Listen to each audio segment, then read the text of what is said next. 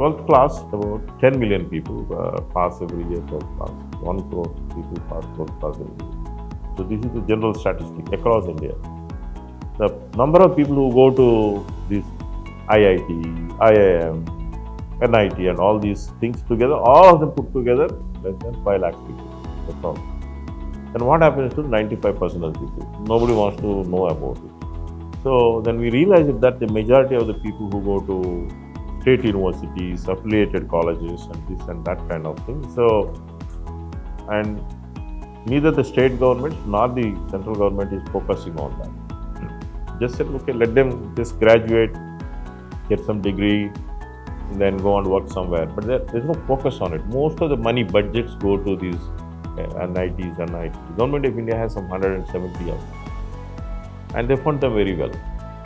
The remaining things are funded by a little bit by state government or somebody. They don't have enough funds. That's one problem. The second problem is the faculty.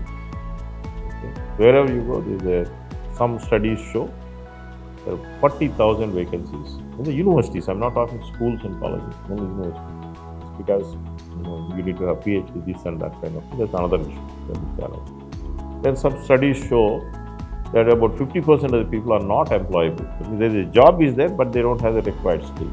So when we looked at these numbers, we said that, okay, fine, everybody wants to talk about IITs and IIMs kind of thing. So some of us came together. We said, let's discuss about we call the 5% and the 95%. Let's discuss about the 95% of the people. What are the challenges? So that was the origin of this thought process.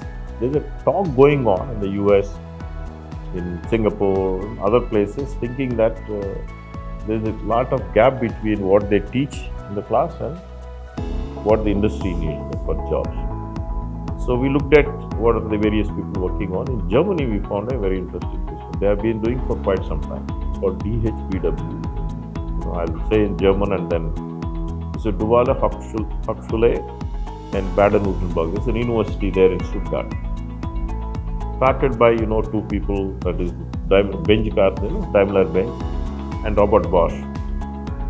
So they started by saying that we want to reduce this gap between what the job requires, what you are learning in the faculty and all that people.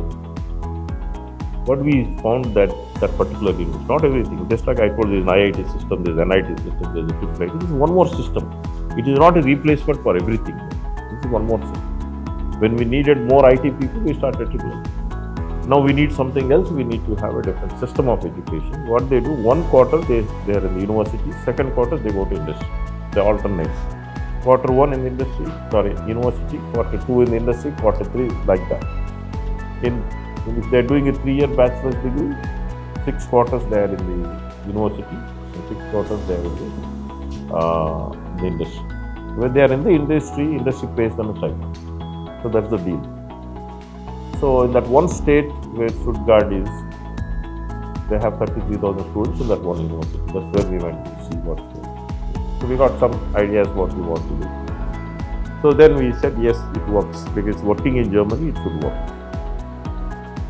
So then we modified it to India because India, when we go to somebody here in Knowledge City and say, no, can you please take 10 of my people as internship? No, for 1 month, 2 months, we don't want to take. Okay, how much? 9 months will you take? Okay, fine. We'll give at a time they will be there with you 9 months and so there's a little bit backup. They said then we will take it. If they're staying longer, we'll take it. Degree program. It's like 2.5 years of work experience. You are working actually in a real company. It's not a project or anything. You're working in a real company doing real work. And you're also getting paid some money. So it pays for part of your. Does it pay for full education?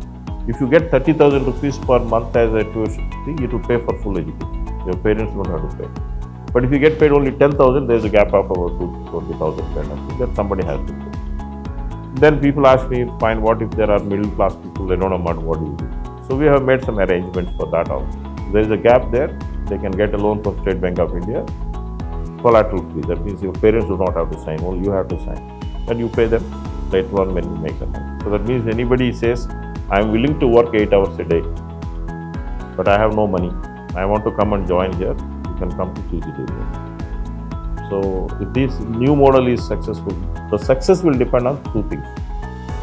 One, your willingness to work 8 hours a day. Because it's like a job, they're paying you stipend. So they'll ask you to work 8 hours a day. So we call 965, 9 to 6, 5 days a week, 40 hours a week. You may say 9 to 6 is 9 hours, 1 hour is a break. So that's one. One should be able to willing to work for that period. The second thing is we have to find internship to everybody. If there's no internship, there's no degree here. First internship, then the job. So we can only admit so many people equivalent of the internship. That's it. So German program also same thing. If they don't have internship, there is no admission. Admission purely based on internship. In Germany, the government is helping them. Industry, they can go and get a job themselves. In India, people look at us, sorry, my parents do not know. Where do I ask for internship? You please help us. So the university has to take responsibility. But if you come tomorrow and say, no, my parents already found internship, can I join? Yes, you can. When we were growing up, we were all mostly agriculture like us. Most of our parents were in agriculture. Then thanks to the IT thing in 2000 onwards, it picked up very well. Hyderabad grew because of the IT economy. But that only takes care of some people. But what happens to the rest? So one economy is missing in India is the manufacturing economy. Little bit is that, not much. In this whole journey, last 25 years or so, China has overtaken the whole thing. Today, China is ahead of America. Please trust me. But we cannot go and settle down in China like we can do in America. We go to America, we are happy. In artificial intelligence, America is still good. All these language models, we say ChatGPT. But in robotics and all that, China is ahead. So soon in some of the other areas also they will overtake. Why? How are they doing it? Only one thing, they work hard. So we call them 996. 9 to 9, 6 days a week. I'm not suggesting all of you should do it. There are some people who sign up for that. They do it because when you're like you go to the war, you cannot. Sunday I will take off work and you can take a day off in the war. Only when the war is done, you go home. Till then, you are there fighting. They work like that. Their mindset is like that. So until I finish this project, I'm not going home. After they finish it, they get their money, that's their monetary benefits and holidays, and they can take it. It is not bonded labor, no. It is voluntarily they're saying, I want to finish this. Only then I'll go.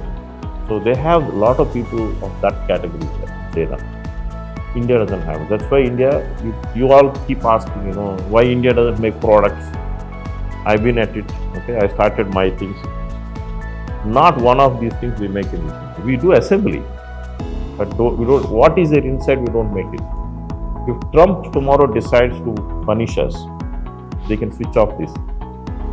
All our phones can be switched off because operating system is with them. Every phone can be switched off. Every computer can be switched off in this country.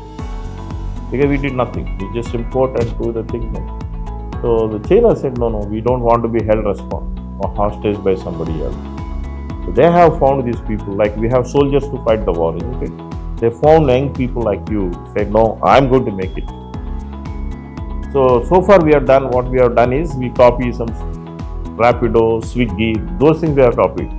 But we are not copied because it's a little tougher. Some people are doing now, it's not the same. Government has realized it. They started semiconductor fabs and all that. It will take time. But this country also needs these 996 tribes. Only then we will build it. If somebody thinks that they will build a product or new technology with 965, it will not happen, trust me. Because the other fellow is working 996. So there is a difference between the people who create the future, the new technologies, new things, versus the people who provide a service economy. We are all service economy. So can India do it? Of course it can do it. I mean, we are fighting wars, we win. We have good soldiers. Like that, you're all soldiers. You can do it. It is that mindset was never created.